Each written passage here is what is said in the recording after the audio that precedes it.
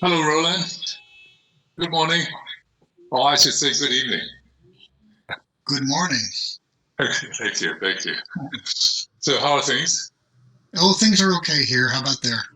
All right. Well, it's a bit tense, over the strait. Of course, yes. But it's I think we're gonna just overcome this, no problem. Well, I wish I could say that we were. I wish I were able to say that we're going to overcome what we're going through, but I'm not so sure. Well, that affects us all, Absolutely. Yeah. So we depend on you Hmm. for solving the situation. Yeah, terrible time. Yeah, I can really, understand why this is happening. I don't know. I mean, we always look up to the U.S. for everything, We have just destroyed our reputation around the world. It's just beyond imagining. That's just too bad. Yeah, when I was a student at Stanford, I just felt that this is America is the paradigm for everything, and that almost looks like paradise. Yeah. Anyway, but yeah, things has changed. 它的题目是上次我就是题在哪里 So thank you so much for taking the time to do this with us. It's a pleasure. Yeah. Yeah. And also thank you so much for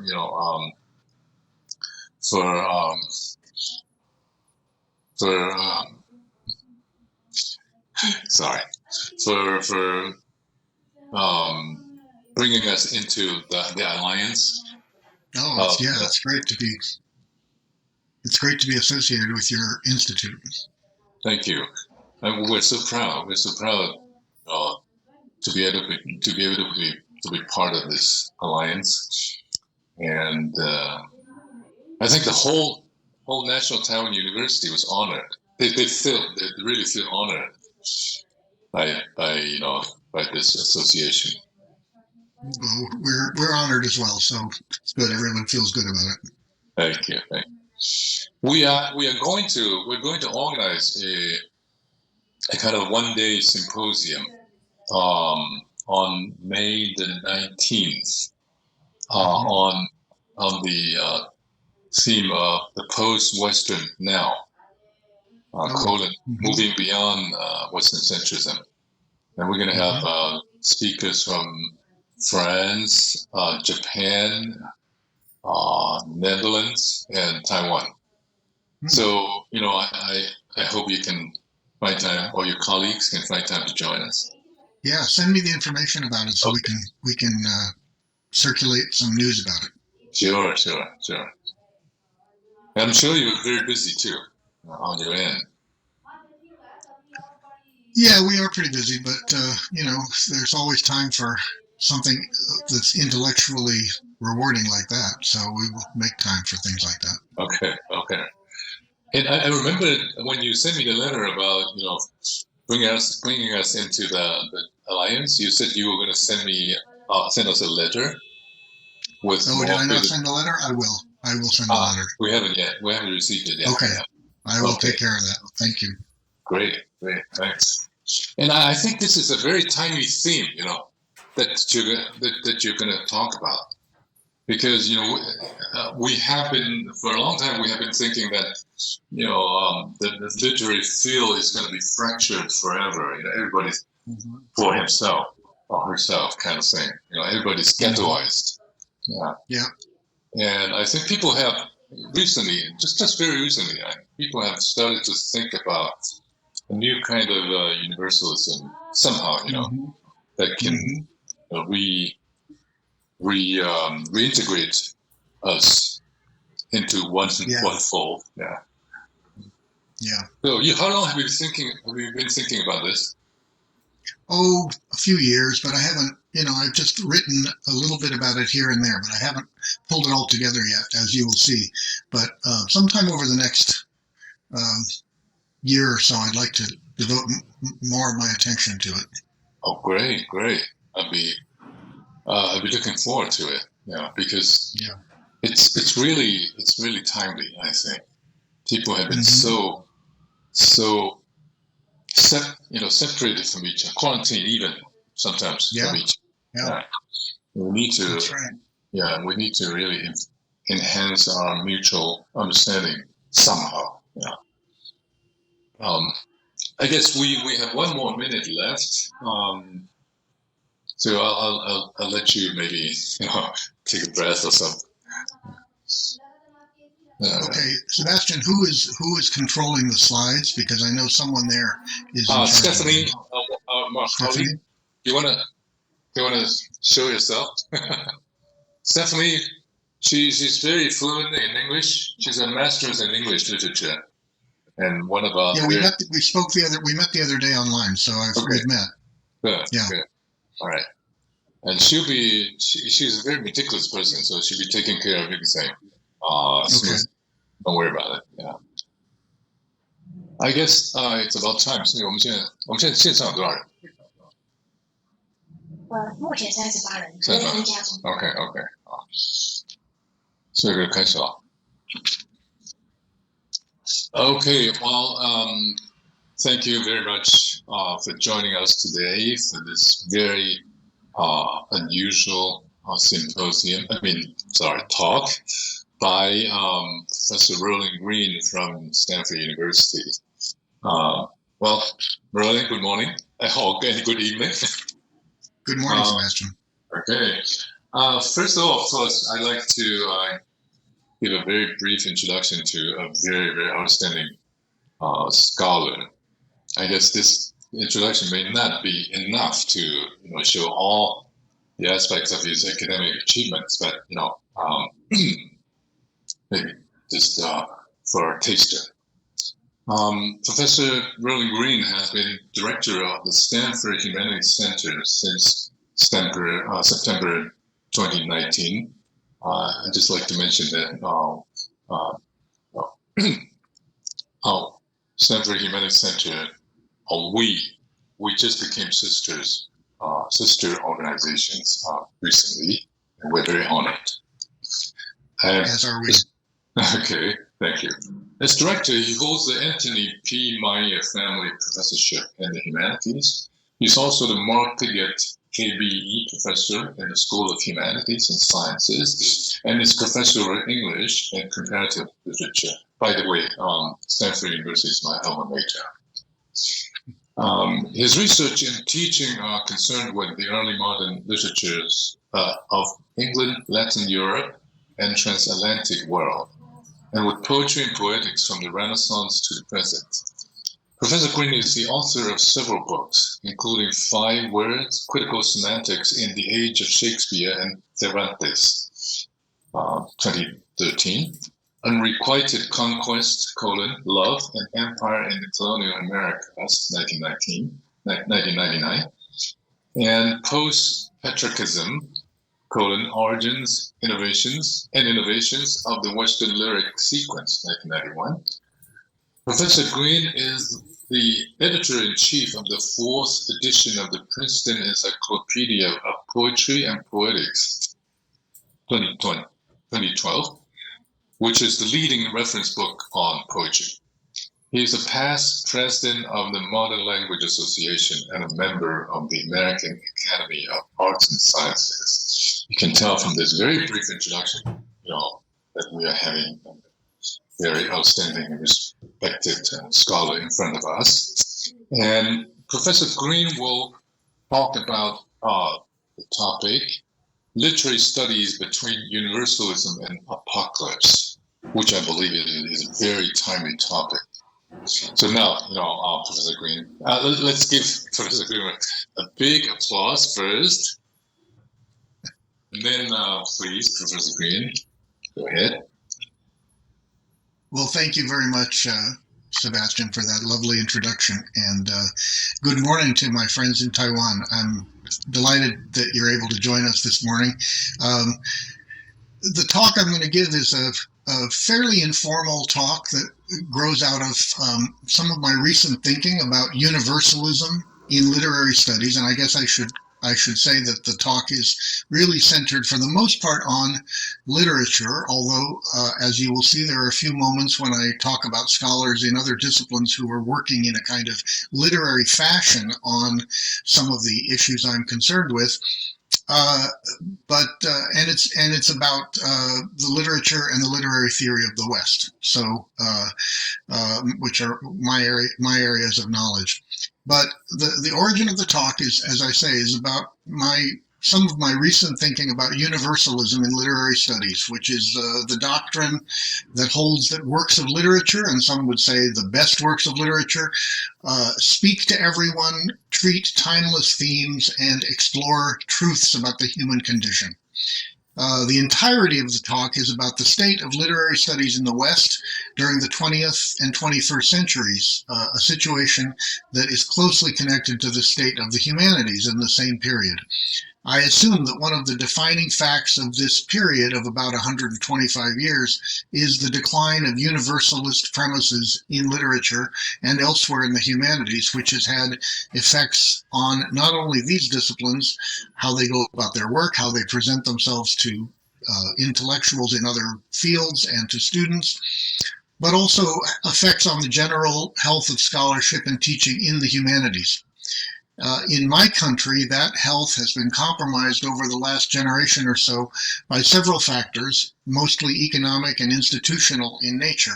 And while those conditions may easily be enumerated, for example, shrinking enrollments at the undergraduate level, disinvestment by governments and agencies, and the decline of the professoriate, they are a topic for another occasion. So for the next half hour or so, maybe a little bit more, I'm going to offer a brief account, and it's my own perhaps very idiosyncratic account of some developments in the discipline of literary studies over the past century or so, and concluding with remarks about what I see as its continuing vitality, despite the waning of the high theory of the 1960s and after. And I say waning and not demise because in my discipline, literary studies, nothing ever fully disappears. Formerly fashionable approaches recede into a state of instrumentality where they retain passionate supporters, and for others they become historical stages to be studied or options in a kind of notional toolbox. So let me begin, and let me begin by saying, to take the long view, I would posit that in the time since literary studies became a professional discipline in the Anglophone world some 125 to 100 years ago, a number of approaches have taken their turns at primacy, that is, occupying a position as the defining activity of the discipline. Let me briefly sketch my own sense of a process by which this field at first was ruled by a few in only a few places and then gradually expanded to encompass vastly different collectivities in many places around the world. If we were able to travel back in time and witness how literary scholarship and teaching were realized in the United States in, say, 1900, we would see a struggle between two approaches, different to a degree that they might seem irreconcilable and from each other, and also completely alien to literary studies today. These were called philology and new humanism. And for the sake of a vivid contrast, I will name two figures, both born in the 1860s and prominent at Harvard University, then the center of the discipline, but representing almost successive generations. May I have the first slide?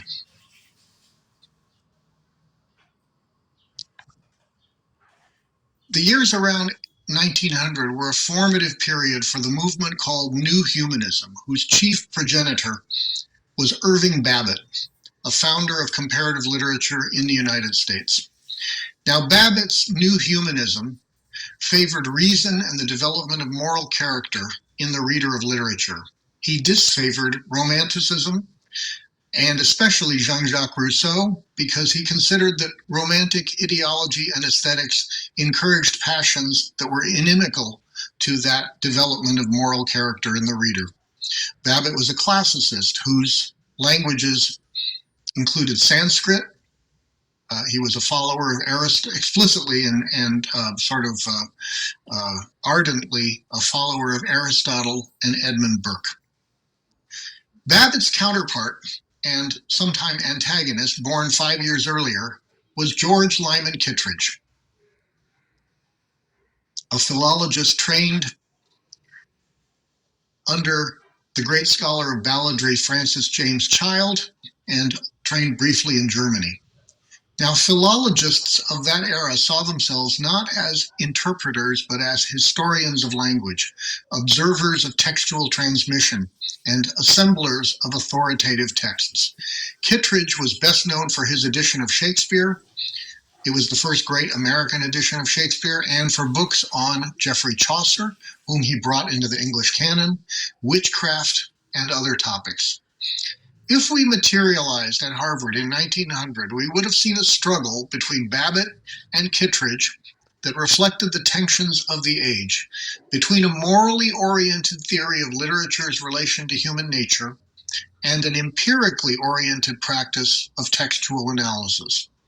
Their differences at bottom were animated by incompatible views of both history and the agency of the scholar, whether history was a dynamic event into which the critic as well as the literary writer were called as moral exemplars and arbiters, respectively, or whether history should be found in language itself, that is, in morphological and semantic changes, and only glancingly in literature, with the scholar, who for Kittredge was emphatically not a critic, with the scholar as the recorder of those changes. Kittredge opens his book on Chaucer by asserting that he was a man of our time, a man we have met. And I should mention before I pass on that there is a third model in those same years at Harvard, a third model for literary studies as oral interpretation. The most celebrated example of this approach, which nobody ever talks about anymore, was Charles Townsend Copeland, known as Copey, a much-loved mentor to undergraduates. Copeland taught in one-to-one meetings in his apartment on campus, but he was best known for his oral performances of literature in the classroom. He would read aloud dramatically, and by many accounts, his students remembered these performances for the rest of their lives. In fact, for years, even after his retirement from Harvard, there were Copey societies around the United States that brought him to cities all over the country to repeat for alumni his most famous readings. Now, this kind of declamation embarrasses us now, as we can scarcely imagine that any of us would be known chiefly for how theatrically we read aloud in a classroom. But it's important to remember that this was interpretation in its original sense, as performance. It was an approach that was found everywhere. It's also important to remember that literary studies changes in so many ways that sometimes the practices of our forebears seem almost unrecognizable to us now. Some 20 or 25 years later then, so now we're up to about 1925, the struggle between philologists and new humanists was nearing a resolution, while interpretation as performance had been driven out of the field. The new humanism waned after Babbitt's death in 1933. Now the philologists faced the resistance of a newer generation who saw themselves as formalists in one way or another. The members of this generation, next slide please,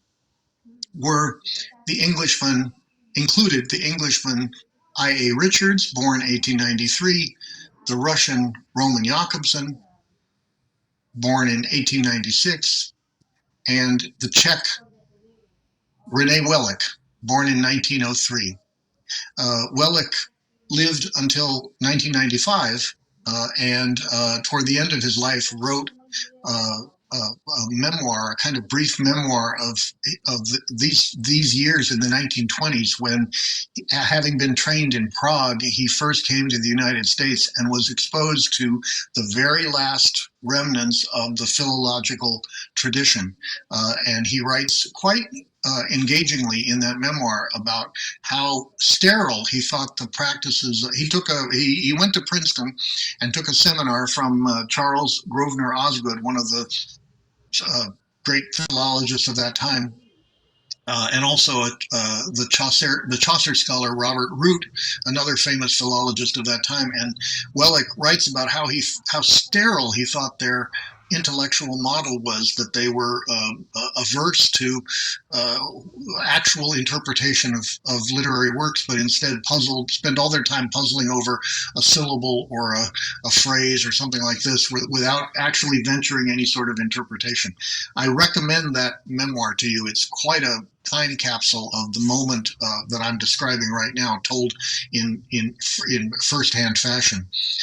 Now, so here we are in 1925 with young figures at this point like Richards, Jacobson, and Wellick.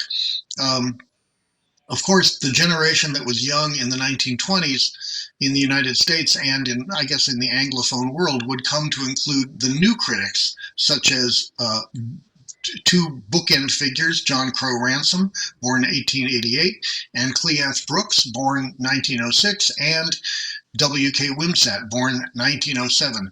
That formalist cohort, whom came to be called the New Critics, proved unusually durable and resilient and maintained its power from the late 1920s until, for something like 40, almost 50 years. It was a group of critics, in some ways, although we talk about them as if they had a kind of unified point of view, they were actually quite a disparate group of critics who had in addition to a lot of interpretive power that they nurtured in their resistance to the philologists who had been their teachers, not only interpretive power, but also a kind of institutional versatility and the ability to adapt to changing conditions over several decades, and especially to create not only a critical model for literary interpretation, but a pedagogical model. That is, they spend a lot of effort, most of them, working on actual strategies for teaching the so-called new criticism in a classroom setting. And I think that institutional know-how has a great deal to do with their the power, their durability over so many years. But then by the 1960s, the arrival of continental literary theory brought another generational change, and the new critics lost most of their authority, and so on in roughly the 1960s, the 1980s, the 2000s, and now the 2020s. Aside from these predictable handoffs from one generational approach to another, other forces were at work. As I have written, the major cleavage in literary studies of the 20th century, in my opinion, is not among any of these schools, but between the universalism that permeated the discipline before World War II and the post-universalism that follows.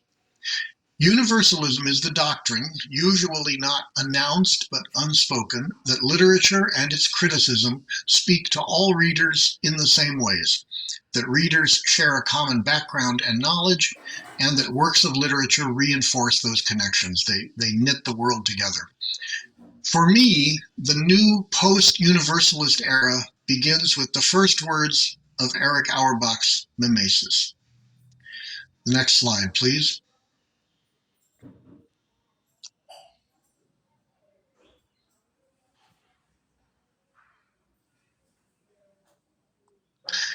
The very first words of Erich Auerbach's Mimesis, published in 1946 and translated into English in the edition that you see here in 1953, readers of the Odyssey will remember.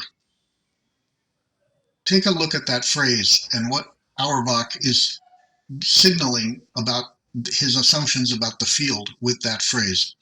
The horrors and dislocations of the war had broken any sense that one could speak to a community of readers with shared experiences and values in Europe, let alone in other parts of the world. Thus, when Auerbach writes Mimesis, he makes this gesture toward assembling an audience of fellow readers almost beseechingly. Have you read the Odyssey? Then you will remember. And over the course of the book, he gathers his audience chapter by chapter, one book at a time, from Homer to Cervantes to Virginia Woolf. The retreat from universalism unfolds across the late 1940s and 1950s. A movement such as the American New Criticism, which I described a moment ago, straddles the war and is different between the two eras. That is to say, the new critics are more or less securely universalist in their pre-war work in classics such as John Crowe Ransom's book The World's Body, 1938, and Cleanth Brooks's book Modern Poetry and the Tradition, 1939. And then after the war, their work becomes openly pedagogical in Brooks and Robert Penn Warren's Understanding Poetry, published in 1938, but truly successful in edition after edition in the 1950s and 1960s. I.A. Richards, whom I mentioned a moment ago, who came to prominence in the 1920s, he makes an interesting case for what happens during and after universalism. His classic book, Practical Criticism, 1929, which involved, some of you will be familiar with that book and remember it perhaps as affectionately as I do, which involved showing unidentified poems to Cambridge undergraduates and soliciting their critical responses. That classic book demonstrates the existence of a universalist foundation to which the students readily subscribed, but it also showed how weak in substance it actually was. And a book such as Practical Criticism could not have been written after the war, because as decolonization gathers momentum, new universities are founded around the world, and new populations enter higher education, the shared knowledge on which it is based, that the undergraduate respondents often showed to be faulty, but nonetheless its presence is assumed, would be absent enough to make the project unenlightening. After the war, tellingly, Richards turns to more pedagogical efforts. In other words, like the other new critics, directly addressing the fact that students are coming from different backgrounds and need to be need some kind of basis for common understanding that does not rely on a universalist premise. And so he turns his attention to projects such as expanding what he called basic English, something that had occupied him intermittently since the 1920s.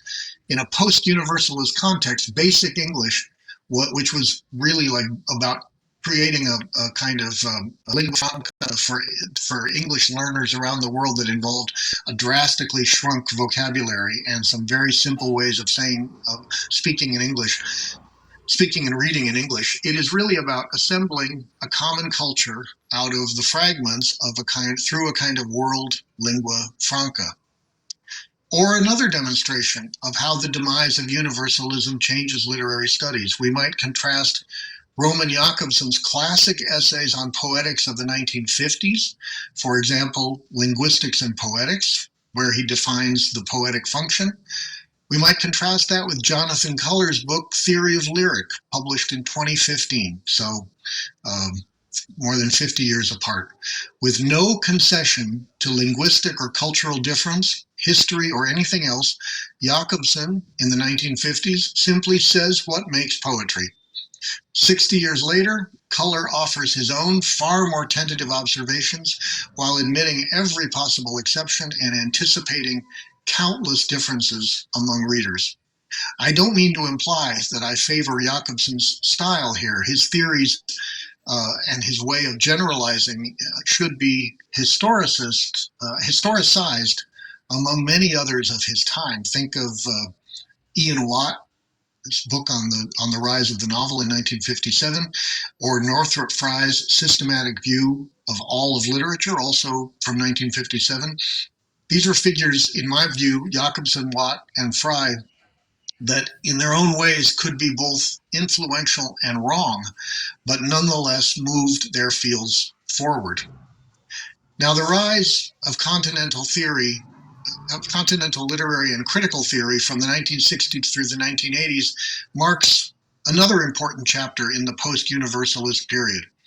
The isms of that moment, post-structuralism, feminism, Marxism, post-colonial studies, and new historicism among them, were in their own ways reaching after not universals, but provisional communities of writers and readers whose shared vocabulary and agreement on fundamental questions could be assumed as the basis for further investigation.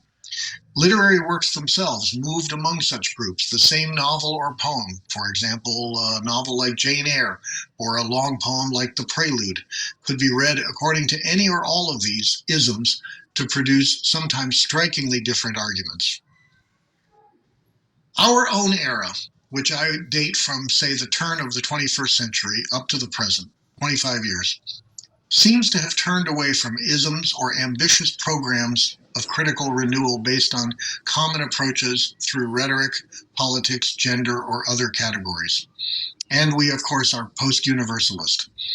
Two major tendencies have emerged to characterize our moment: a reliance on disciplines outside literature as a source of intellectual power, and both in and out of the literary studies discipline, an emphasis on terms and methods that assemble provisional readerships well short of being schools or movements. Major figures of our time who are consequential for literary studies may be indigenous to the discipline, next slide please, such as the philologist Barbara Cassin or the theorist of affect Hsien-hao, but they are just as likely to be historians, such as the Cameroonian historian Achille Mbembe, the author of On the Post-Colony, originally published in French in 2000, a landmark study of how the West imagines Africa, Critique of Black Reason, published in French in 2013 and in English in 2017, a searching examination of how the European engine of reason is implicated in the oppression of Africa, and Necropolitics, published 2019, a provocative study of death as an act of political resistance in contemporary sites of oppression such as South Africa and Palestine. Or they may be like the Italian philosopher Davide Tarizzo, whose book Political Grammars, The Unconscious Foundations of Modern Democracy, was published in English 4 years ago. Tarizzo, I'm just going to linger over him for just a moment here, if you'll allow me to do so. His argument starts from Jacques Lacan's theory of subjectivity as process, but his topic is democracy, and his intellectual style is very much his own. While Lacan's famous axiom that the unconscious is structured like a grammar was left by him unapplied to politics, Tarizzo connects the state of democracy in our time to the travails of the university and the broader condition of knowledge. Exactly what I, in responding to the conversation of our times, have been addressing in this talk. Tarizzo distinguishes between kinds of democracies, nationalist and separatist. For a nationalist, he says, quote, I apologize, this isn't on the slide. I should have put it on the slide, but bear with me if I read a few sentences. For a nationalist, quote, to overcome diversities among people, all disparities and discrepancies must be compensated with a more fundamental unity, the nation's unity, that transforms all the people into a unanimous political subject. This grounding element which validates the people's union, he says, is nothing less than the people's humanity, end of quote. Tarizzo sees nations as divided between two perspectives, that of the existing nation characterized by heterogeneity and the true nation, which is implicitly homogeneous. The two perspectives for him are joined in the sense articulated by another new critic of the 1930s and after, Kenneth Burke, by metaphor. Both necessary and incoherent, the national metaphor goes misunderstood by nationalists themselves, who, Tarizzo writes, get lost and grope in the dark. The nation to them appears as a riddle that excites and at the same time bewilders everybody. By contrast, when it comes to separatist democracy, metonymies replace metaphors and mankind replaces humanity. Nationalist and separatist democracies can be described as, respectively, the society of collective identification and the society of individual differentiation, or the society where popular sovereignty weighs more heavily than individual rights, and the society where the opposite is true. Tarizzo indulges in this anatomy because at bottom he is concerned with the nature of the political. In an act of ethical connection, how do individuals become citizens and citizens become societies? Tarizzo argues that in both Europe and in the United States, and here's another quotation, bear with me please, quote, modern democracy takes the form of an inconclusive compromise between opposite requirements, homogeneity versus heterogeneity, popular sovereignty versus individual rights. Whichever requirement happens to be privileged, democracy is kept alive by its own failure to achieve the dream of happiness. Accordingly, happiness, and with it democracy, turns into nothing more than a promise. But what if someone objected that happiness can be achieved instead? What if someone proclaimed that democracy can be more conclusive and that all tensions between homogeneity and heterogeneity, popular sovereignty and individual rights can be overcome? One more sentence by Tarizzo that will allow you to see where he is going. He writes, this objection, that is saying that happiness can be achieved, is what I call fascism. End of quote. Speaking to our moment, Tarizzo defines fascism not as the antithesis of democracy, but as a particular formation native to democracy, one that presents itself as the most refined form of democracy and as a way to overcome all democratic crises and dysfunctionings of the past. So now to step back for a moment, when we consider the resources on which Tarizzo relies for his analysis of democracy, fascism, and the contemporary university, we see the viability of an approach from our disciplinary perspective in literature. Political Grammars is a book of applied literary theory, partly psychoanalytic after Lacan, partly rhetorical after Burke. The argument is finally philological. And we're coming back full circle now, back to the philologists of the early 20th century. It reads the politics of the past century, and especially of the present moment, in terms of values such as subjectivity and identity, as well as figures such as metaphor and metonymy, and reveals a crisis of representation at the core of what might otherwise be seen as a struggle over economic, racial, or political ends. This is a philology directed to politics rather than poetry, conditioned by the singular outlook of the critic who puts Lacan and Burke into conversation, as well as in secondary roles Kant, Marx, Freud, Wittgenstein, Jacobson, and Derrida, among others. At the same time that it draws on disciplinary resources, such an approach through grammar must be idiosyncratic. So, for example, if we look at the reflection, the very interesting writings on fascism of a number of years ago by another famous philologist, Umberto Eco, who was in his time a philologist's philologist, reading Eco on fascism, we see no analysis using these kinds of literary, the tools of literary analysis, such as metaphor and metonymy, but only a description of the outward features of fascism, such as the celebration of tradition, class anxiety, anti-modernism, machismo, and so on. My point is that Tarizzo is a very distinctive philologist of this moment, and that all philologists would not approach his topic in the same way that he does. So Tarizzo, Mbembe, Kassan, and others that I might have mentioned, all of these thinkers and a number of others in anthropology, philosophy, history, and of course literary studies belong to a transdisciplinary cohort that is building a lexicon of critical analysis, not only of the arts, but of politics, culture, and society. 30 or 40 years ago, the terms of analysis tended to travel infrequently and sometimes uneasily across methodological divisions. Of course, every now and then there was a notable exception, such as the way that something like Roland Barthes's term intertextuality went everywhere.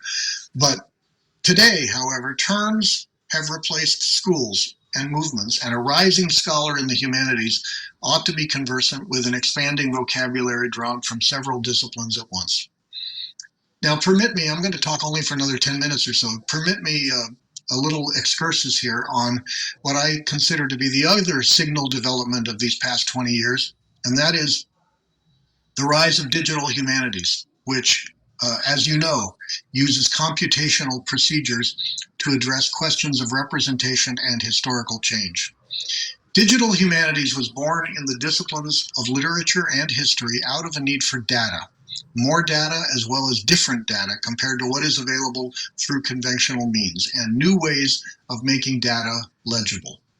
Now, I should say I speak here as a bit of a outlier because I don't practice digital humanities, but nonetheless, as Sebastian mentioned in introducing me, I am the director of a humanities center at Stanford University, and part of that center is a well-known Center for Digital Humanities, known as the Center for Spatial and Textual Analysis. It's known by its initials as CESTA, C-E-S-T-A.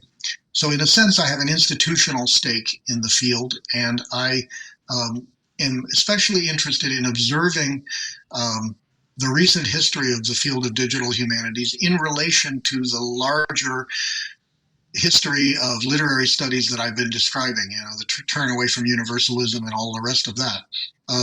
Digital humanities, I would like to suggest, is coming to the end of a phase, much as literary studies came to the end of a phase at the end of World War II.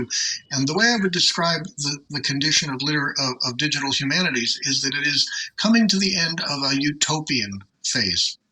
What I mean by utopia is that utopia is a vision not of perfection, but of a kind of striving toward the future that is qualitatively different from that of the recent past because of new horizons for knowledge and also unanticipated conditions that break those horizons.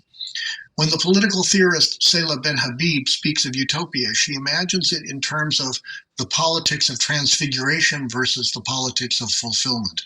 For Ben-Habib, norm is the term that designates fulfillment, the old way of doing things, the culmination of the implicit logic of the present. Utopian thinking of the politics of transfiguration, she writes, emphasizes the emergence of qualitatively new needs, social relations, and modes of association, which burst open the utopian potential within the old. End of quote. Transfiguration is never unfettered, but must accommodate unforeseen constraints and accidents, in other words, contingency. In politics, as in scholarship, we enter the utopian phase when we begin to break free of norms.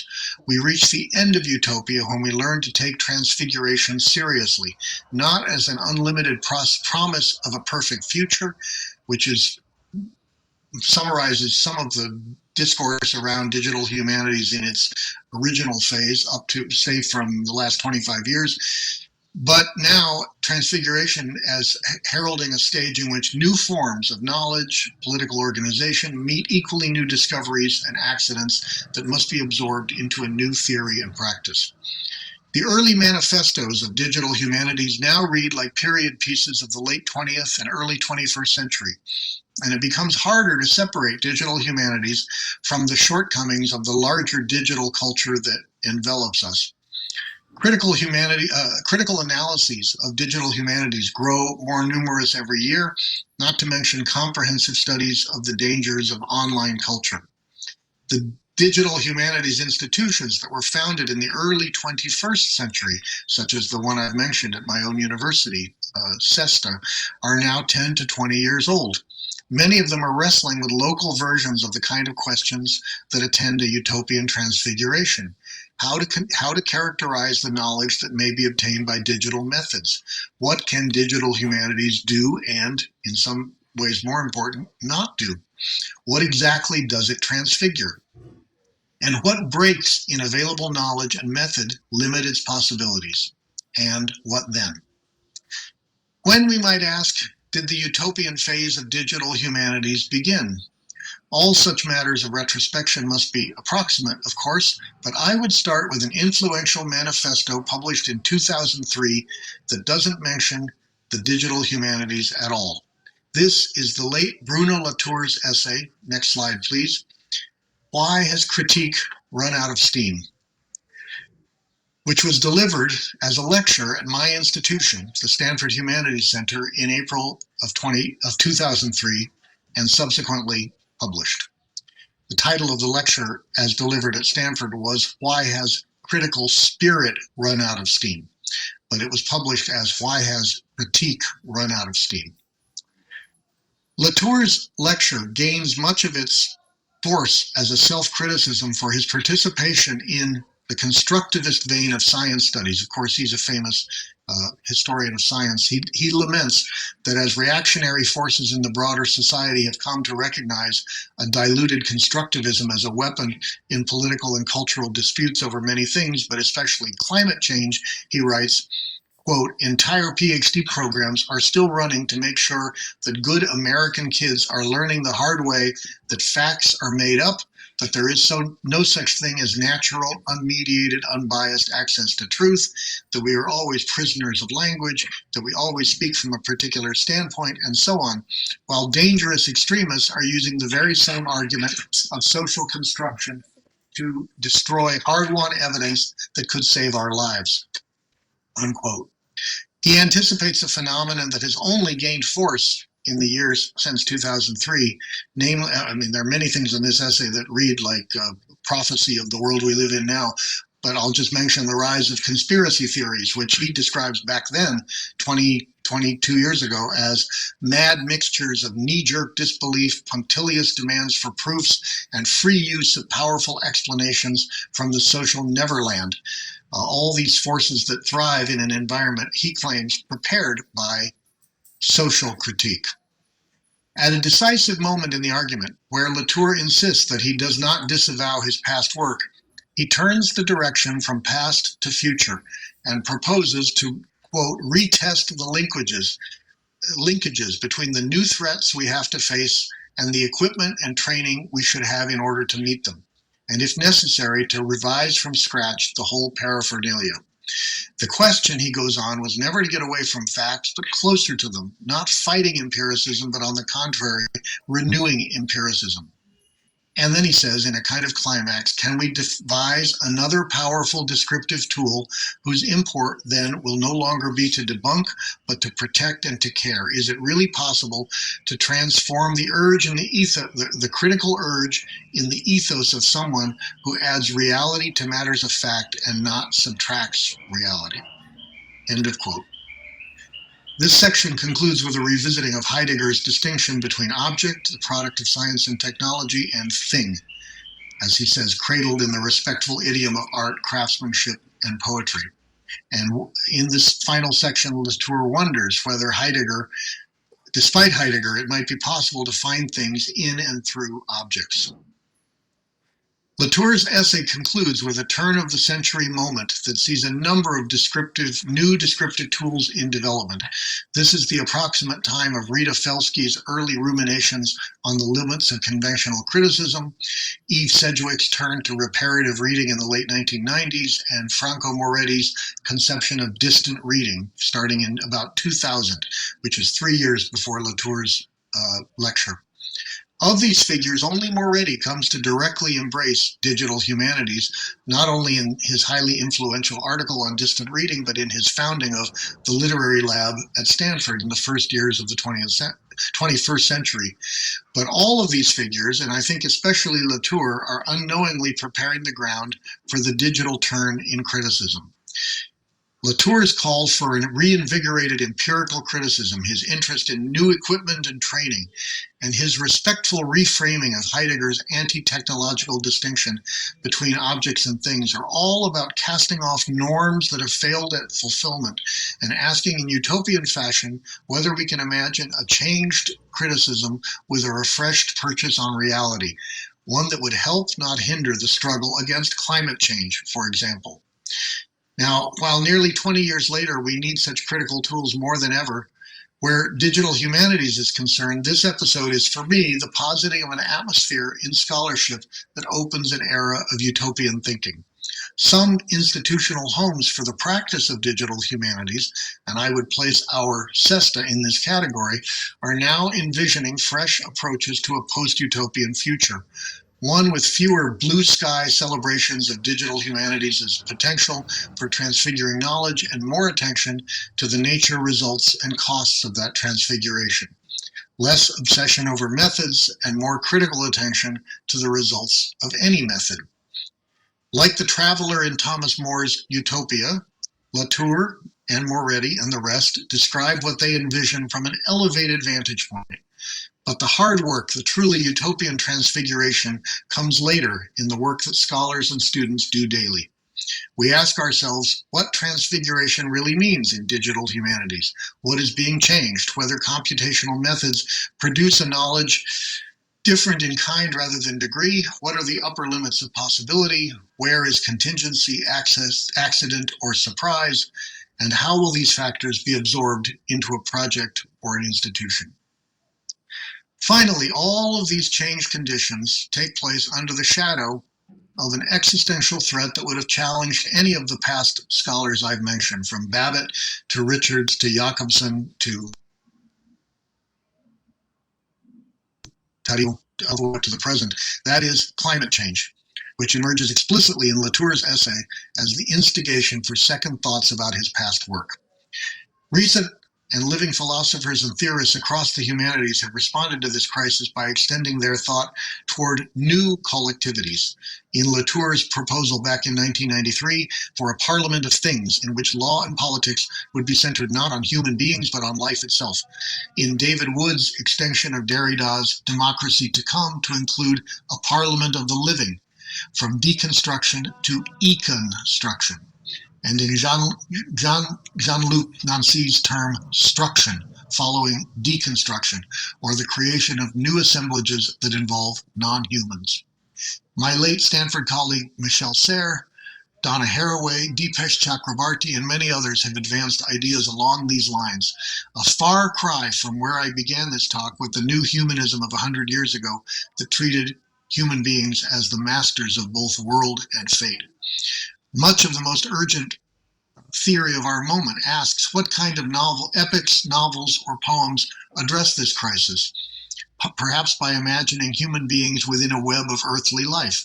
How might we introduce a new sense of history, one that, as one recent critic puts it, excavates the shadow archives of human history and destroys the axioms of individualism and human exceptionalism? And how might we change the public sphere to accommodate a more capacious idea of life and agency? As I see it, these calls envision a new chapter in our struggle with universalism. After the two episodes in the 20th century that I described, in which first the experiences of the tiny elite were generalized to the rest of humanity, then universals came to be replaced by ad hoc collectivities. Many theorists today, in light of what I've described since the turn of the century, are calling for a revived universalism in the face of apocalypse. This universalism would be different from the past, not centered on a segment of humanity or even on human beings at all, not assumed, but deliberate and strategic. Can we imagine a universalism that is willed rather than ostensibly organic, a collectivity that we assemble every day? Its shape is being delineated as we gather here, and I expect that over the next several years we will witness more and more instances of how a new universalism might help us to confront the crises of our time. It's been a pleasure to talk to you about this story. I welcome your observations and responses to it, and I look forward to learning more from you. Thank you.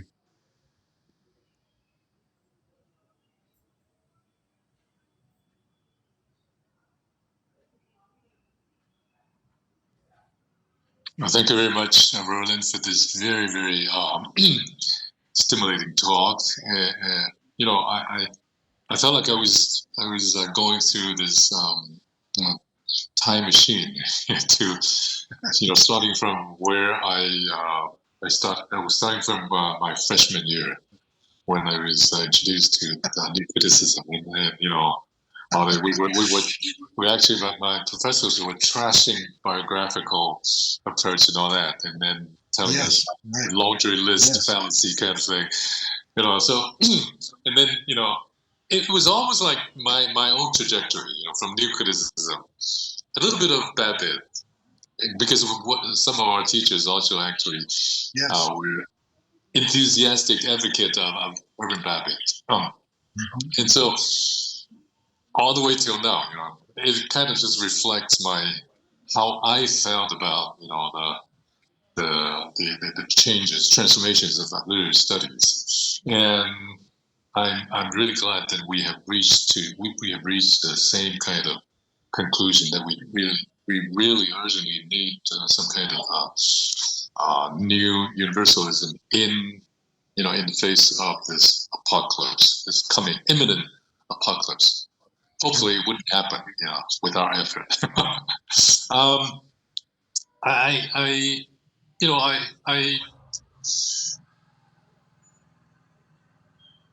Besides admiration, I don't think I can provide any comments on your talk, except maybe one thing, which before the questions from the audience, may I just ask you to elaborate a little bit on how digital humanities can actually contribute to this new universalism with which we can cope with the imminent apocalypse.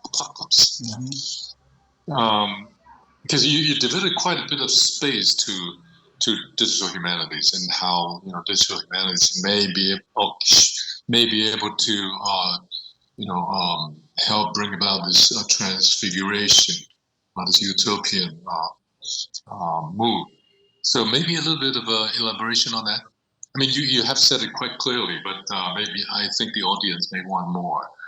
Yeah, no, I think that's a very apt question, because the first thing I should say is I don't quite know myself exactly what the role of digital humanities would be in this story that I'm telling, except that the way I envision it and the way I set it up for the talk is to tell one, if you want to think of it this way, I told one story about a long range transformation that was undergone by literary studies, broadly speaking, in Anglophone countries over a long period of time.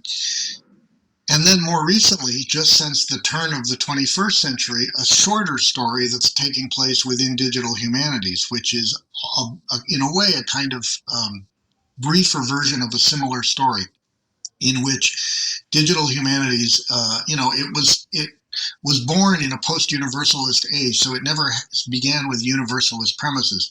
But its own version of that story was to begin with what I call, you may disagree with this, but this is the argument, is that what begins with a kind of utopian premises, and then as we're witnessing right now, it begins to shake off those utopian premises and find a new way of what I call, using Ben Habib, a kind of transfiguration, kind of ethos of transfiguration. It seems to me that the story that I'm telling is not one in which the next chapter is an obvious one in terms of what happens with these two stories, except that they converge at the moment that we're living in right now, and that there is a general sense among people who work in these areas that digital humanities should, and this is what Latour was trying to anticipate 23 years ago, digital humanities should have a role to play in the ongoing transformation of the humanities more broadly.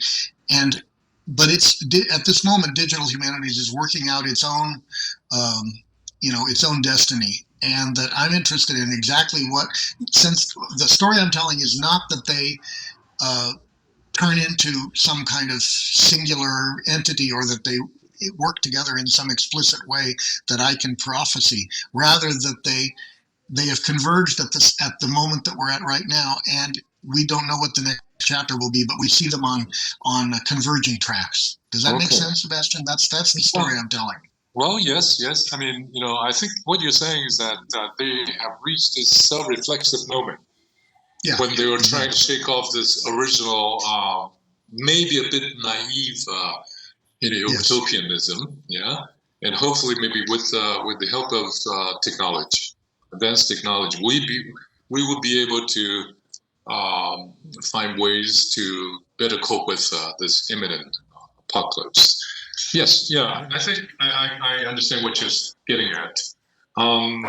Another thing is, throughout your talk, I mean, especially toward the end of your talk, you know, by citing Latour, for instance, um, um, you were you were almost touching upon the idea of posthumanism, but you never used that term. Is there any? I mean, do you somehow feeling not comfortable with the term posthumanism, or? No, I'm comfortable with the term. I think if I think about why I didn't explicitly put it into the talk, I think probably because it would have demanded more attention than the time allowed me to give to it, and it would need its own episode in this story that I'm telling, because I think it's obviously a very much a contributing force to the situation that I'm describing in the humanities right now.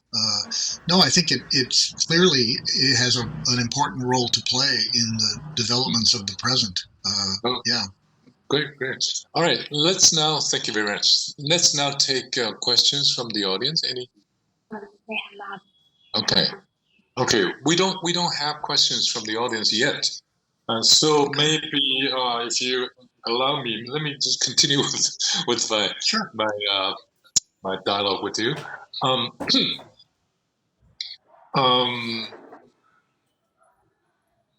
When I think we are so used to this kind of constructivist conceptualization of the world, social as well as maybe physical. So how does Latour actually? I mean, what does he actually suggest that we do? In terms of reversing the trend toward ameliorating the situation that we are facing. I mean, what exactly? I mean, getting close to facts, that's fine, right? And also maybe this this parliament thing. I think they're all quite idealistic, but how do we actually do that? Go about doing it. Yeah. No, I mean, I think most people who encountered Latour's argument in the published version of that lecture have exactly the same question that you do. Exactly, where do we start, and what exactly does our sort of what would our activity entail? What do we do? What do we do first? And he's I think. Well, I mean, that piece is of a particular type that's meant to sort of stir up a conversation more than provide answers. And then subsequently, of course, people have. I mean, some of the people that I mentioned toward the end of the talk have tried to pick up his ideas and turn them into somewhat more practical expedients. I mean, what most people would say they're really interested in is a kind of return to a different way of accommodating empirical facts and a different way of treating a kind of empiricism not in the way that the early Latour did as a kind of limiting condition, but rather figure out new ways of accommodating the empirical world and a new understanding of fact and what it is for something to be a fact. And as I mentioned in the talk, this was 2003 that he wrote about the disappearing credibility of scientific knowledge and so on. Well, I mean, look where we are today. I mean, it's gone far more. It's become far more drastic than anything that he anticipated in 2003. So you can hardly, crack open anything today that's written about the state of our intellectual life today that doesn't put this as one of the foremost problems that we're trying to deal with. What's happened to authority? What's happened to science? What's happened to the credibility of institutions and knowledge and so on? And so I think he back then his idea was to rethink the nature of the empirical. And then subsequently, others have tried to pick up on that as well as elaborate other further ideas like the parliament of the living and so forth. Right. Great. Yeah. Yeah. Would you be would you suggest that? I mean, I think some scholars, including myself, I have kind of enlisted support from new materialism, post-humanism, where they actually pay attention to the thing itself, both physical and non-physical. So paying attention to the thing itself may be able to bring us closer, according to yes. to Latour, enable us to renew empiricism, including, for instance, people like Gilles Deleuze, who also advocate a kind of so-called what do you call it? Material vitalism kind of thing. Yes. So where or transcendental empiricism. So where you actually approach the world as if the world is actually has life. That's why you're saying parliament of all living things. But maybe we should also extend the parliament to non-living things too, animate as well as inanimate. Would you agree to that? Absolutely. No, I think the new materialism is another one of these. I don't want to call it a symptom because it's got so much intellectual vitality to it, but it is part of this moment that we're in which people are looking for. It's obviously one of the prominent approaches that offers a kind of answer to the questions that you and I are talking about here. It's a very exciting subfield or whatever it is, and I think it's also part of this story. What when you say new materialism, and what are you thinking of as sort of the models for that? I'm curious. From all the way from people like Whitehead,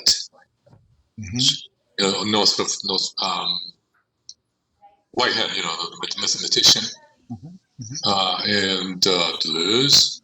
From them all the way to the most recent, like OOO. Even though I don't subscribe completely to what they're arguing about. Object-oriented ontology, Right. I think they're too obsessed with the essence of things, which I can't really sympathetic with, but be sympathetic with. But basically, this idea of things as having life, anything, animate or inanimate, things as having life, and things may have agency. Or even Jane Bennett, people like them. But I use them collectively rather than sort of subscribing to any particular thinkers. But I'm particularly interested in a branch called panpsychism, which is, for a lot of people, kind of outlandish. But if you go back to, for instance, these anthropological the anthropological research on animism, I think there's some kind of resonation between traditional animism and panpsychism, and which probably would be the kind of ultimate result that we can fall back on in terms of coping with the climate change, because that if we are able to respect everything in the universe, then it's not. Then we will be approaching the problem of climate change not in terms of self-interest, but in terms of reverence for the whole cosmos kind of thing. Yeah. Which is kind of Chinese too, Taoist. Yes, yes. So, so I think I really really truly resonate with what you're talking about, what you've been talking about today, and especially in the face of this imminent apocalypse, people seem to be unable to come together.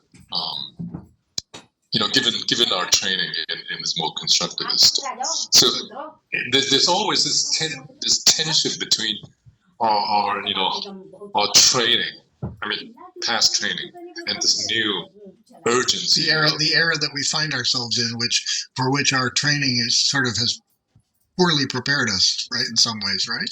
True. Yeah.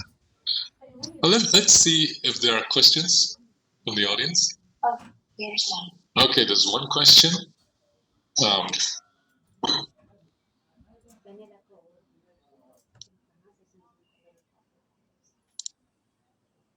Can you see the question too? I'll read it out to the audience. Yeah.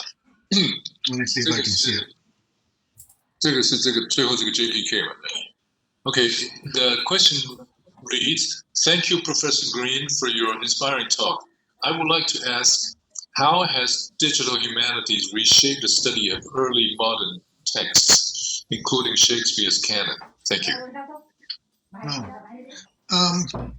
Yeah, well, I guess that's an interesting question. And I'm not an authority on digital humanities in Shakespeare or anything else in the early modern world. I'm more of an observer of it, not at all a participant. So you'll have to take what I say with just a grain of salt, because I'm sure there's a lot of advances that I don't know anything about.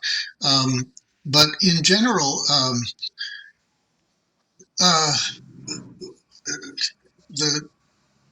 digital humanities there's a long philological tradition in Shakespeare studies, which for many decades, the Shakespeare canon was the object of a lot of philological activity, going all the way back to George Lyman Kittredge, who I mentioned at the beginning of the talk, who was a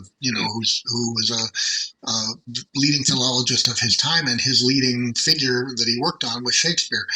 And for a long time, that activity was centered on establishing the text, correcting the text, identifying the best possible text when there were multiple choices, and trying to sort of create a kind of idealized, in the Universalist era, a kind of unified, singular Shakespeare. In the post-Universalist era, that attention has been devoted more to uncovering the differences within the Shakespeare canon and trying to display its diversity and the difficulty, and sort of celebrating the difficulty of ever unifying it in any kind of way. So, broadly speaking, the philology of after World War II has given us many Shakespeares rather than the singular Shakespeare that we had before that. Digital humanities, having been born in this post-universalist age, has devoted its attention to Shakespeare mostly to trying to study, trying to look for connections and resonances and echoes within the available texts, and trying to read computationally large bodies of text in order to uncover connections that might not be visible to the single reader. And that, for a long time, that kind of word-oriented, language-oriented study, say since the early 2000s, sort of dominated what there was of Shakespeare studies in digital humanities. But more recently, and I have a graduate student who's working on this at this very moment, more recently, the connection of Shakespeare, the most interesting connection of Shakespeare to digital humanities, has been around artificial intelligence, and the idea that AI can be used to get at the elements of what makes Shakespeare's work distinctive, and that AI can be trained to create alternative Shakespeares or versions of Shakespeare that are not Shakespeare, but the differences that foreground the differences between the text we have and the text that might be. And it's a very interesting moment right now in which, if you know anything about artificial intelligence, you may know this, that a lot of literary work in that field is trained on the business of writing sonnets and trying to write a sonnet exactly like Shakespeare would write one, and that kind of thing. And that becomes a kind of both linguistic and rhetorical, say, and formal challenge for AI that AI algorithms get trained on. And so, but that activity also has implications for the way that we read Shakespeare. And so right now it's a very generative kind of moment in which AI is being connected to the Shakespeare canon in ways that would have been unimaginable even probably 10 or 15 years ago, where the emphasis was much more on trying to identify connections within the canon that we have. So I guess that's not a very comprehensive answer, but that's kind of the one that I would sketch for you as to what's going on there. Great. Any other questions? Not yet. I have one. Okay, yeah, please. Stephanie has a question for you. Please. I will just say it. Yeah, you can just say it. Yeah, hello, Professor. Thank you for your wonderful talk. As you mentioned in the talk, after World War II, Universalism has turned into post-Universalism, where people started to rethink and challenge a view of the shared experience implied by the Universalists. And many colonized countries started to come up with their own text about their own experiences in this world. And that is not very long ago, after World War II, but before that, the Universalist view seems to last longer. And then now you mentioned that there's new Universalism is facing like environmental issues and like that. But wouldn't it be like not like, I don't know how to phrase it, but wouldn't it be unfair for the people who has just started to share their own experiences to challenge the Universalist view before the new you have brought up this new general picture of what mankind has been facing as new Universalism, but how about the people who have not have their own voice in literature, Yes. who have just their voice, and now their voice has to be maybe moved aside for the new Universalism? Yeah, no, I understand exactly what you're asking, Stephanie, and it's a very sharp question. It's exactly what we should be, one of the things we should be thinking about. If there were to be a kind of new universalism, it would have to be founded on the perspectives of exactly the cultures and the works that you're mentioning that have, in, let's say, in the memory of the past several generations, found their own voice and are able to articulate their own particular perspectives about the world.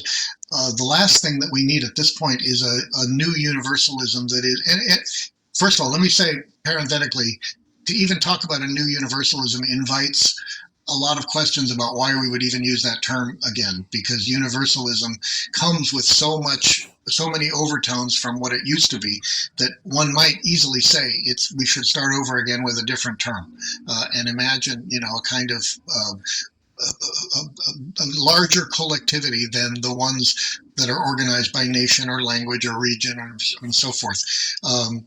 So maybe universalism is the wrong term here. I'm just using it provisionally because that's the term that some people use, and also it resonates with this long-range story that I'm telling. But whatever it turns out to be and whatever we call it, and this is the thing that many people are thinking about right now, it does need to be based on precisely those perspectives that, as you say, are recently emergent and that cannot afford to be subsumed or erased because we suddenly have returned to a kind of naive universalism again. It has to be something that is greater than the sum of the parts. And that is the challenge that some of these philosophers and philologists and others are trying to think about. What would it look like? How would we articulate a kind of new, let's just for the moment call it a universalism, but maybe also call it like a new kind of collectivity that would be not efface those perspectives that you mentioned, but be based on them. Where they would have a prominent place in it. That's to me that's one of the first questions that one would have to ask about return to a kind of universalism is what's it based on, and who gets to speak, and how, and if everyone speaks, does no one speak? There has to be some kind of some kind of order to it, but not one that shuts people down or takes the perspectives of a tiny group of people and projects those into makes those everybody's perspective. So you put your finger on a very interesting question that people are thinking about right now. Yeah, great. So in other words, there's actually some kind of tension between the North and the South when we look at things, even the issue of climate change. Right? Mm-hmm. But on the other hand, we can probably also draw from the cultural resources of the South, where all these pre-modern practices of living with nature, of living with the world. Mm-hmm. So I think we should not shut out the South, but also on the other hand, we should actually actively seek support from their traditional practices. Yes, absolutely. Any other questions? Not yet. Okay. Can I? For the time being, there's no more questions yet. So let me just follow up on that, the issue of AI. Ever since I think the beginning of digital humanities, they were talk about on one hand it reduces our work. In the past we have to manually figure out what kind of commonalities that we see in, for instance, 18th century novels and all that, right? Right. And we could only in a lifetime one could only read so many novels, whereas software can read more than you and I and exactly. other people could read in all of our lifetimes. Right. And now you AI can read for you and summarize everything. Right? So what I'm saying is that how do you see the future of literary critics? I mean, would it generally benefit from the AI technology, or would this trade, our profession, become shrunken or even marginalized? This is just a question for the fun of it. Yeah. So how do you see the future of the literary critic in the face of the onset of AI technology? Yeah. I've tried to think about this. I have to confess I haven't thought about it in a very sustained way. I probably should have, since it cuts so close to my whole reason for existing in life. But I'm inclined to. But it does come up from time to time, and I'm a member of a couple of different groups here at Stanford where we discuss how AI will have an impact on our various disciplines in 5 years, 10 years, and so on. But although the technology is changing so fast that who knows where we will be in even 2 years. But the view I tend to take is a relatively optimistic one, in the sense that I think that the possibility that AI offers to those fields that are really about interpretation in the humanities. So that's, not only literary scholarship, but art history and those disciplines that are, in a sense, they're all about interpretation, but the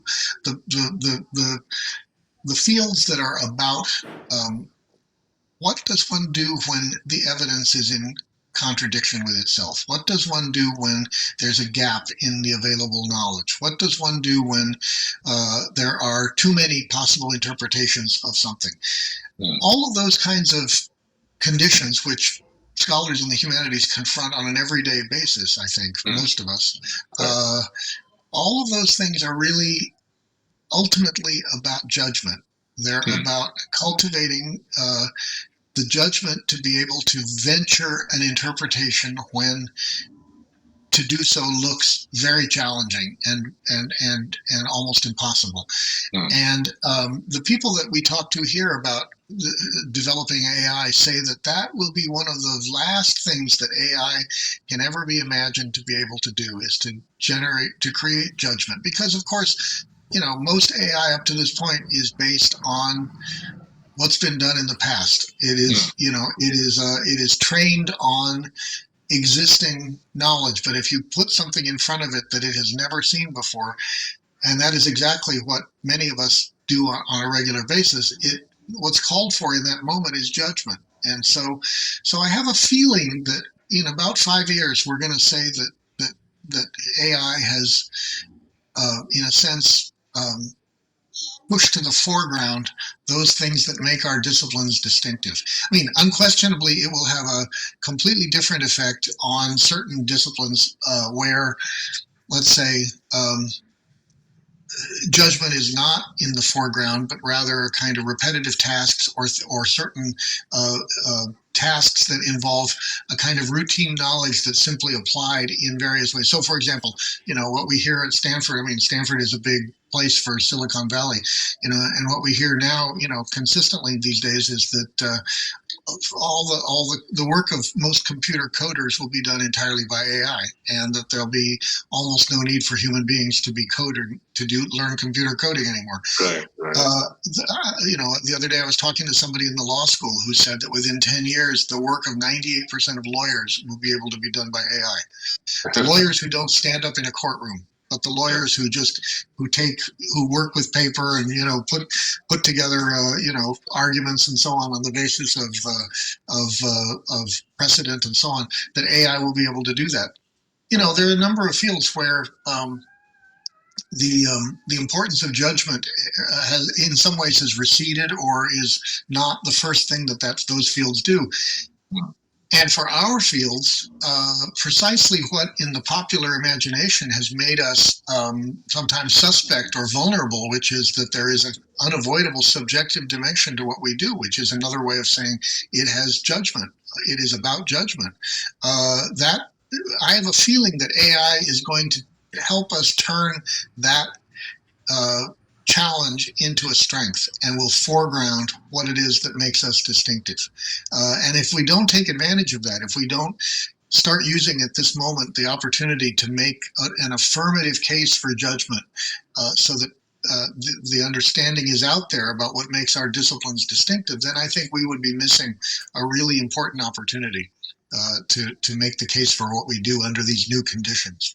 Yeah, I completely agree with you. I think you should write an essay on this, so that so that people can can benefit from what you're saying right now. I will try to write something about this. I will, because I think it's important, and I think the idea should get out there. Yeah, you've someone else told me this recently, and I've been thinking I should write something about this. But thank you for that suggestion. Yeah. Yeah, I've been giving talks lately. In fact, our institute has organized quite a few talks and forums on the impact of AI on society in general and on the humanities in particular. And what are people saying? I think mainly, and I've given talks on this everywhere, and I use the same phrasing as you just did. In the past, I think you look at these so-called successful people. In the past, we tended to think that they're successful because they're good in their own field, right? They have their expertise. But right now, when we look again, we realize that actually most of them had a very good knowledge of the humanities. Mm-hmm. And so in the past, it was in the background, right? And right now, this is foreground. It's being pushed to the foreground. Yes, right. And this, I actually would say that I have said it many times already, that this is going to be the golden age for the humanities, especially for literature studies. Uh-huh. Because, this is the foundation of everything. Right? In the age of AI, without creativity, you're not able to use AI creatively. Exactly. So, in the future, the world is going to be completely permeated with AI. You do everything with AI. And what you do is give prompts, right? If your prompts are not creative, then you're nothing, right? Yes, and that's why Jensen Wang says that what we're doing right now is to write codes for you. You don't have to learn to write code any more. In the future, the programming language is the human language. So I completely agree with you, and so we should work toward foregrounding the importance of the humanities, especially literature. Together, we should do this. I'll write something on this and I'll send it to you, and you tell me what help me improve it, and then we'll come on. We can we can get it out there because we obviously agree completely. So far we haven't had a new question yet. Let me just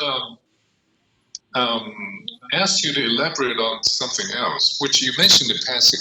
You mentioned Franco Moratti and his idea of distant reading, but I wasn't quite sure the connection here. You just mentioned it when you were talking about Latour. And what is the importance of Moratti here, especially his idea of distant reading? Distant reading? Yeah. I put him into that moment in the talk simply because I think that that idea of distant reading, which appeared right around the turn of the 21st century, just belongs to the same moment in which Latour is raising these questions about the possibilities of digital humanities. Now, Moretti, as you know, of those figures that I mentioned from that moment at the 25 years ago, Moretti was the one of those figures who went most deeply into digital humanities as a kind of way of addressing some of these intellectual questions. And so he actually left a kind of institutional trail here at Stanford, of course, in digital humanities. These institutions that I mentioned, the Literary Lab and the Center for Spatial and Textual Analysis, were Literary Lab was entirely founded by Moretti, and then the CESTA, he was tangentially related to it, but his work sort of inspired the creation of something like CESTA. So I mentioned him simply because I felt that he was at the same time as Latour and the others raising some of the same questions, and then his approach to those questions was more methodologically aligned with digital humanities, and then had an institutional outcome in the institutions that we have here. That's the only reason I brought him in was that. Okay. Because I somehow sense that there's some kind of distance between Latour's, paying closer attention to facts, and his distant reading, which is, pulling away from, the facts, kind of. So I was just wondering how they. Yeah, that's a good point. I wouldn't say that they are in any way the same, but I do think that they both come out of a moment at the turn of the 21st century in which they were both restless with conventional kinds of interpretation, and they both felt that there was a kind of vitiated quality to the usual methods of say close reading on the one hand, or culture, critique, as Latour called it, on the other hand, that these things had kind of run their course and needed to be replaced by methods that would be able to put themselves at a different remove from the object in question. In Moretti's case, it was a much farther remove because digital methods would allow you to take in a lot more of a corpus than you would be able to read naturally. And in Latour's case, it was in some ways a kind of closer attention to things themselves. But what they have in common, I think, is that they're both impatient with the situation they inherited in their disciplines, and that in Latour's case, that he contributed to in the earlier part of his career. And they both saw, suddenly around the turn of the century, they both saw the limitations of the way that they had been operating and the way that they had been trained and the way that they had been training students, and wanted to propose a kind of radical rethinking of the premises of their disciplines. And that's what to me, that's what they have in common. You're quite right that the granular nature of their actual work, it looks quite different if you put them next to each other. That's quite true. Thanks. We have a new question here. Thank you, Professor Greene, for this brilliant and thought-provoking lecture. I was wondering if you could elaborate a bit more on how the idea of apocalypse features into your discussion today.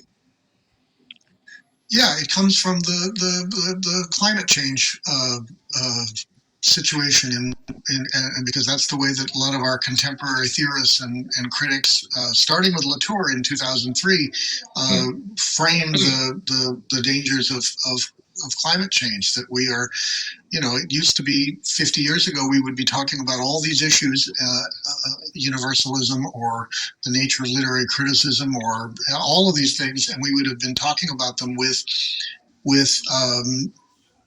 in a different environment in which there was not the threat, more or less imminent threat of widespread destruction of culture and of human life and animal life, hanging over us.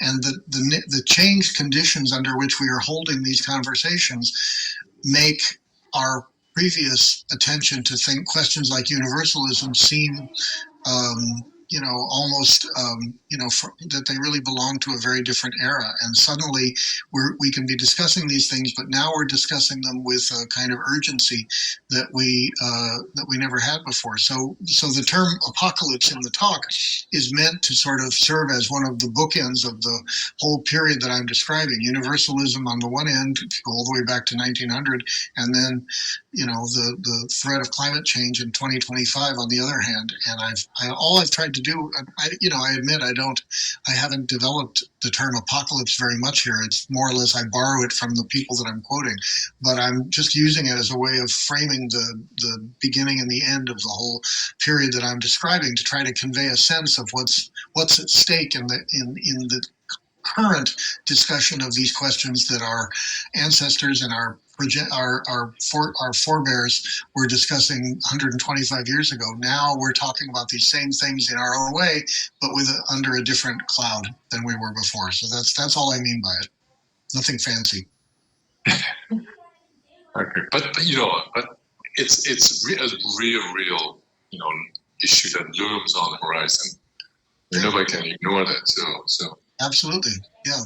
And if you had told any of these old intellectuals in the early 20th century that 125 years later or 100 years later we would be talking about many of the same issues they talk about, but under this threat, they would have been, absolutely shocked, that it has come to this. Yeah.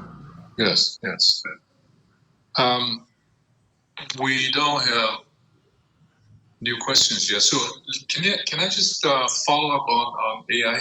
But not AI itself, but technology. Sure. Digital humanities relies basically on advanced technology, the advancement of technology. But how about the advancement of science? What do you see? Especially in the face of this imminent apocalypse. How would the advancement of science contribute to a kind of a reorientation of our attitude toward universalism? Like, for instance, quantum mechanics and maybe advanced biology. Would those play a role in helping us coping with this situation? Well, That's a good question, Sebastian. I mean, in some ways, let me turn it back to you and to everybody in the audience, because I don't have a better idea than you do. But I would say, of course, that the changes in scientific method and in the basic assumptions of science that have taken place in the same period that I'm describing, from the beginning of the 20th century up to the present, so for 125 years, starting with theory of relativity and everything that came after that, is, I think, has to be an important, at least a kind of background force in the kinds of changes that we're talking about. I think it would have been impossible to maintain a universalist cultural order. I mean, in the talk, I sort of ascribed the decline of universalism to the dislocations of World War II, but you could just as easily frame it in terms of the intellectual background of history of science that's taking place in that period, and the idea that, you know,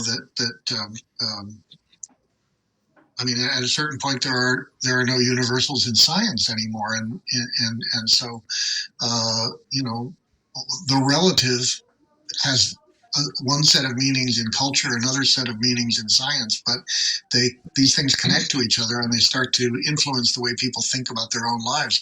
So I do think that there is that advances in science are really part of the story. Now, I'm not a historian of science, so I don't know much more about it than the average humanist does, and I can only sort of gesture toward that whole side of the story rather than give a lot of detail about it. But it does seem to me that that should be part of the story that I'm telling. Yeah. Right. Because I've been thinking about this for the past few years, and so that's why I asked this question. Because what do you think about this? Yeah, what's your take on this? If we trace the kind of deconstructionist or constructivist kind of strand, we trace it back. It was Kant, right? Kant who just says that there's a limit to our ability to know. So the thing itself is beyond our intellectual grasp, and so the best we can do is construct something that kind of coordinates with what it actually is, and I think people like Latour or the new materialists, some post-humanists, they're trying very hard to kind of fill up the gap between the human perceptual apparatuses and the thing itself. So this is for Kant, this is a big problem for most of us too. So I'm under the impression that maybe the kind of the dual nature of the particle, for instance, in the discussion, in the theorization of quantum mechanics, may be able to help, because things are always dual, and sometimes it's wave, sometimes it's particle. So you can't really say that it is this or that. And then there's a possibility that we can actually, like Gilles Deleuze suggests, that we can actually communicate with each other, not completely as we are, like we are human beings. So how can we communicate with a stone? But if these two are both malleable to quite an extent, then in other words, we're connected, we're interconnected on a more fundamental level. Then the communication is possible with everything, about all things. But this is kind of speculative, but I'm trying to kind of base it on the most advanced. The most contemporary advancement of science. But of course, I'm just like you, ordinary humanist. So I don't know more. Yeah, I mean, we know that. Yeah, go ahead. Go ahead. No. Yeah, but these insights kind of just very inspiring, very provocative. Yeah. Well, we know that what we study is at the mercy of these forces that are larger than what we study, and that we're trying to accommodate acknowledge them in some way. But we are, I mean, this is you know very well, this is a large part of the reason that in the early part of his career, Bruno Latour was so influential, is that he gave us an account of what happens in science that often it would be hard to get from the scientists themselves, who are actually preoccupied with doing science rather than interpreting science. And Latour helped us understand the nature of science, the changes in science, the epistemological and political and cultural forces in science, and so we always need those kind of interpreters to help us understand what's going on in science, because we are very much at the mercy of forces larger than the humanities in even in studying what we study. Yeah, great. Then we have a new question now. Thank you, Professor, for an insightful and comprehensive discussion. Could you shed more light on implications of digitalizing the culturally sensitive areas, such as indigenous literature, and what interpretive and ethical questions can arise? Thank you. I have to confess, I don't have too much expertise about that. I don't know. I mean, the institution at Stanford that I mentioned, the Center for Spatial and Textual Analysis, has several projects underway that involve if I understand the question, digitizing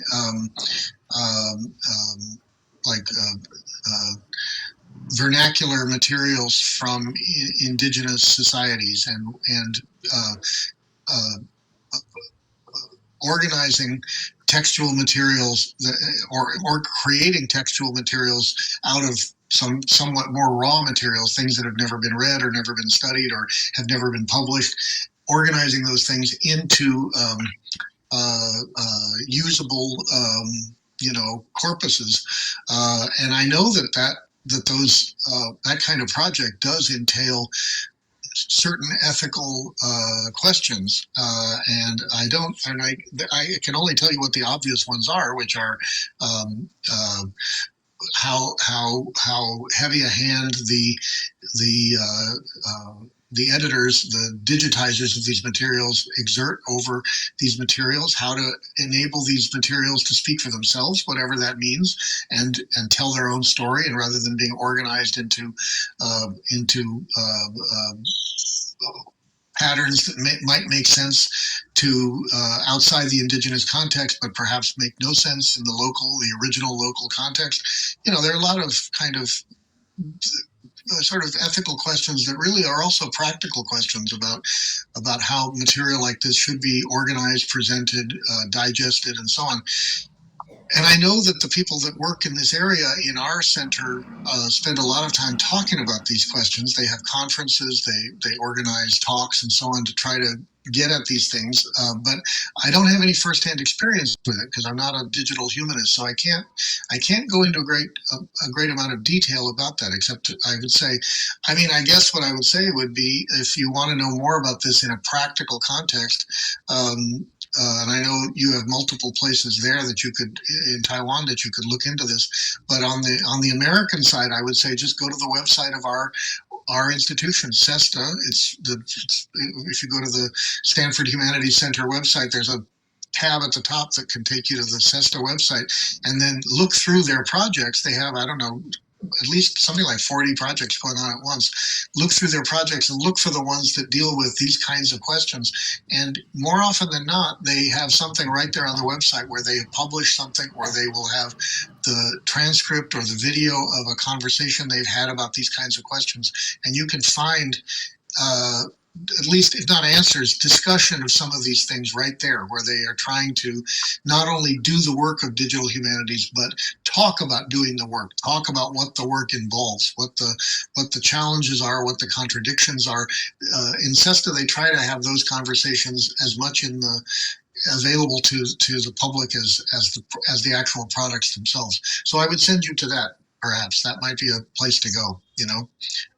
I should also mention, while I have your attention to our website, that a couple of the people that I devoted some attention to in this talk, Achille Mbembe and Davide Tarizzo, who are respectively Cameroonian and Italian, both spoke at our center in the past couple of years. Well, Mbembe spoke in 2021, I think, and Tarizzo about a year ago or a year and a half ago, about what was then their most current work, as yet unpublished at that time. And you can find both of those talks on our website if you want to get an up-to-date sense of what these figures are thinking about and the way that they were questioned and the kind of conversations we had in those visits. I recommend those to you just to take further some of the things I talked about in the lecture. Well, thanks, Roland. Our audience has been warmed up, and then we have a few more questions now.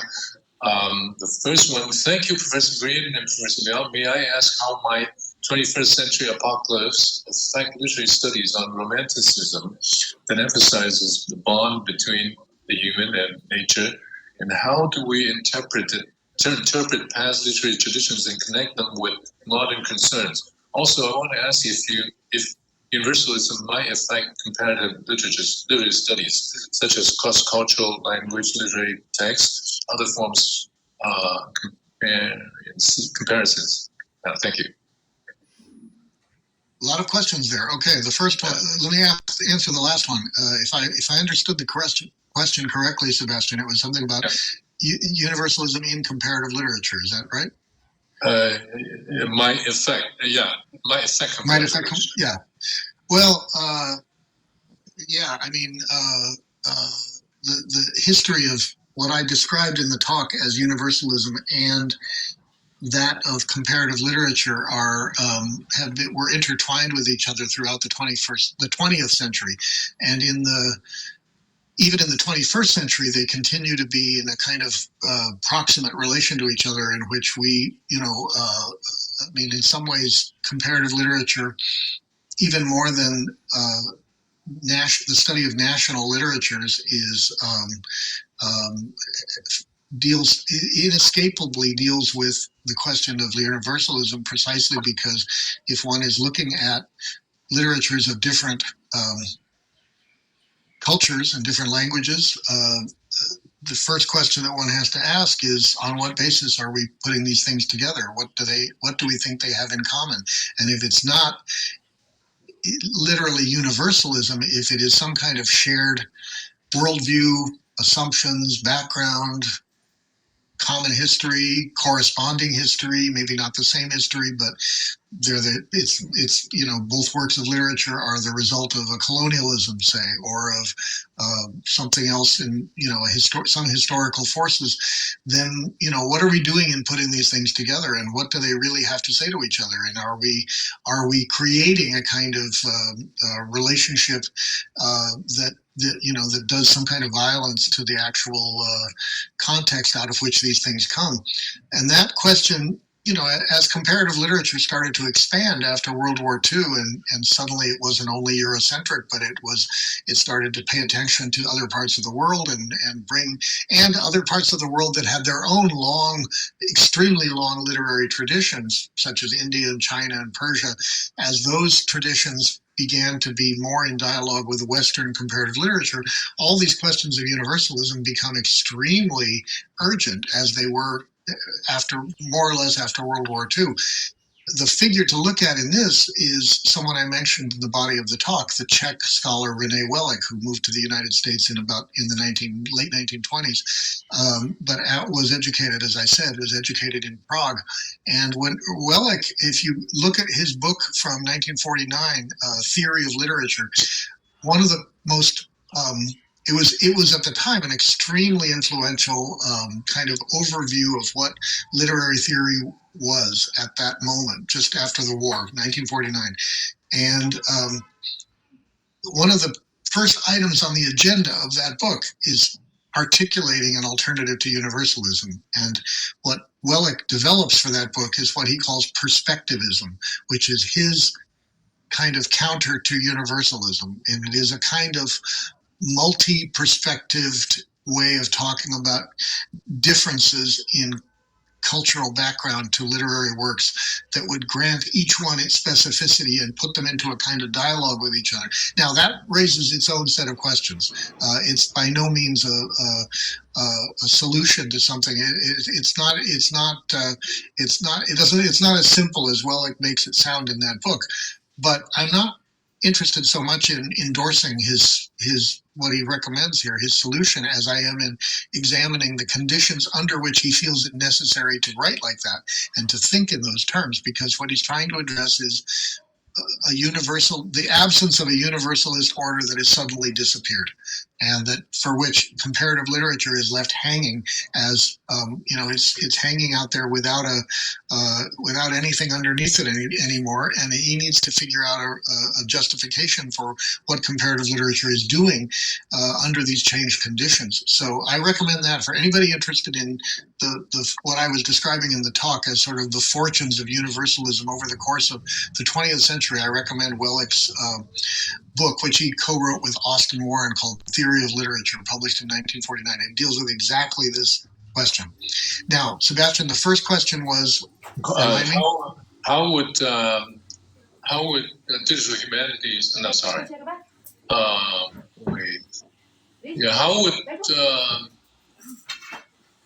How might apocalypse affect literary studies on romanticism? Oh yeah, romanticism. Yes, right, exactly. Well, I mean, again, I'm no romanticist, so I shouldn't be the one to talk about this. But obviously, there is a great deal of scholarship right now about the relation between human beings and nature in romantic texts and romantic works of art of all kinds, paintings and all kinds of things, not just literature, but the other arts. Anywhere, and for a long time, the study of romanticism was based on the premise of a kind of unshakable bond between human beings and nature, but it was for the most part saturated with a kind of anthropocentric perspective. And one of the challenges of romantic scholarship in all the arts in the last generation or so has been to undo that connection and treat nature in romantic art in a different way, and imagine, much in the same way that you, Sebastian, were talking about the way that you might look at, draw on the new materiality to think about new materialism, to think about how to think about objects differently than one does in a kind of human-centric way. That's the study of romantic literature has faced the same challenge, and there's some of the very most interesting work of recent years has been in that vein, trying to rethink romantic nature in a different way. So it's easy to, I'm sure I can think of a couple of people who've been writing like that in recent years, but they're easy to find. It's sort of one of the exciting things going on in romantic studies right now. Great. There's one more question. As you mentioned, universalism, indeed, literature itself has traditionally been grounded in empirical human experience, with the emergence of artificial intelligence, which operates beyond human subjectivity. How might a new universalism address or adapt to this fundamental shift? Yeah, that's a great question. I don't, I think we're at a moment of transition here in which any one of us here, you, me, or any of us, are equally well equipped to answer that question. I don't think any of us has the answer, but I think that,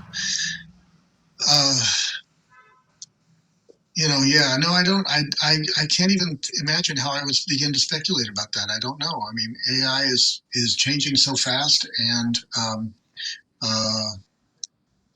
it is, if the questioner has an idea, I'd love to hear, or if you, Sebastian, I don't really know what I would say to that.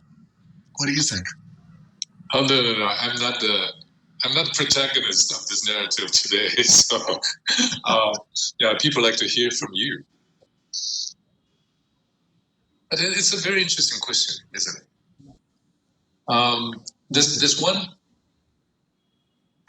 There's one last question here, which is kind of a request to clarify. Professor Greene, am I right to put it this way, that from your talk, you're saying after decades of deconstructing universalist assumptions, we may now be reassembling shared narratives or reimagine ethical frameworks, but in more pluralistic and reflexive forms. Please correct me if I'm wrong. Thank you very much. I think that's a very nice summary of what I said at the end of the talk. I think that worked beautifully. Yes, thank you. Thank you for putting it so eloquently and concisely. But yes, I think that is one of the central pieces of what I was trying to get at with this talk, is that after decades of doing what you said, we are now approaching a moment in which we may look back to a different kind of, whether it's called universalism or not, a different kind of, however you put it in the question, it was very beautifully phrased, but a kind of new ways of assembling perspectives into a different kind of a whole. And that's exactly what I was trying to talk about. So thank you for summarizing it so elegantly. Would you like to answer one last question? Sure. Okay, there's one more. I'm also keen to understand the implications of digital humanities in engaging with environmentally focused literature from the global south. How might digital tools complicate or help the representation of environmental crises and local ecologies in post-colonial or marginalized contexts?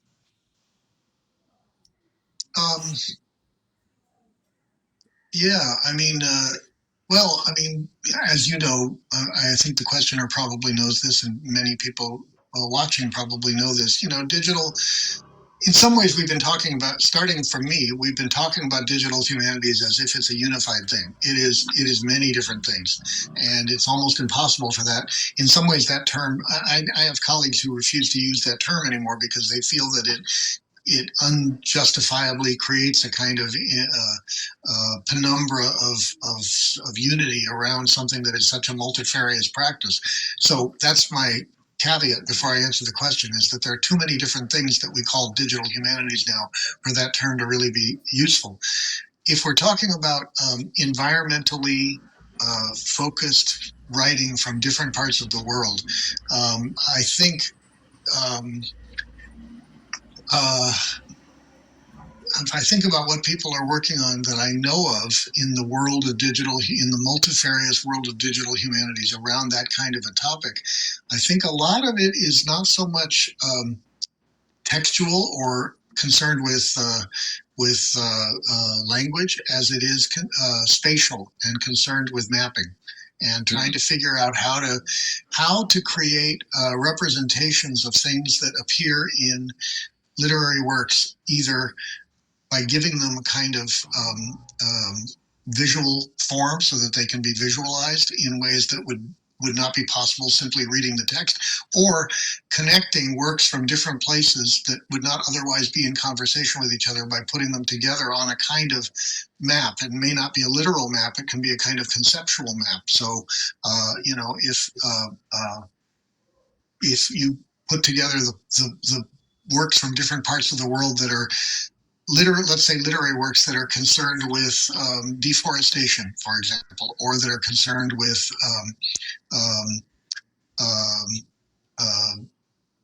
extractivist kind of, you know, economic regimes that are extracting minerals from different parts of the world.